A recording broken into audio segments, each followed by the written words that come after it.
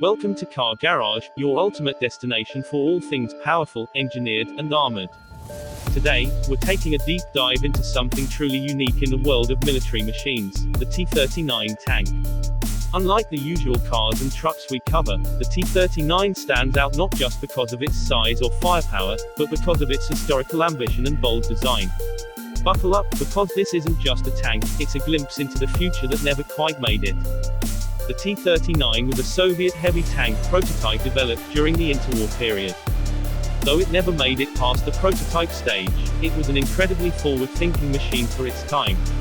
Picture this, a massive multi-turret landship designed to dominate the battlefield with overwhelming firepower and heavy armor. The Soviet engineers behind it envisioned a tank that could take on multiple threats at once and support infantry in large-scale offensives. While it sounds incredible, it was also a complicated machine that proved to be both a marvel and a challenge. Visually, the T-39 is nothing short of intimidating. Its design features three turrets, a main central turret with a 76.2mm cannon and two smaller secondary turrets, each fitted with machine guns. This setup gave it the ability to engage enemies from multiple angles, making it a formidable force in theory. However, this multi-turret configuration also added considerable weight and complexity. At around 50 tons, the T-39 was one of the heaviest tanks of its time, and this bulk had a serious impact on mobility and reliability. Under the armored shell was a powerful 12-cylinder gasoline engine producing roughly 500 horsepower.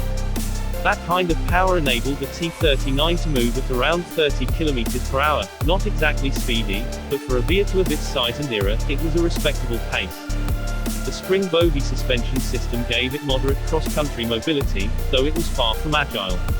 This tank was never meant for hit-and-run tactics, it was designed to punch through enemy lines and hold ground with brute strength. What's also fascinating is the crew requirement. With its complex layout, the T-39 would have needed up to 10 crew members to operate effectively. That's a lot of people packed into a tight, armored interior, working in sync under pressure. This high manpower requirement was just one more reason the tank was eventually deemed impractical for mass production.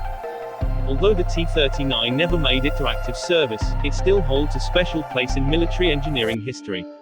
It represents a bold, albeit flawed, vision of armored warfare. It was a machine that tried to do too much at once and fell victim to rapid changes in military strategy and technological advances. Yet, its influence can still be felt today in modern tank designs that favor modularity and multi-role capability. So while the T-39 may have been more of a dream than a battlefield reality, it's a fascinating piece of history. Thanks for tuning into Car Garage. If you love diving into rare machines and bold engineering, don't forget to like, subscribe, and hit that bell. See you next time.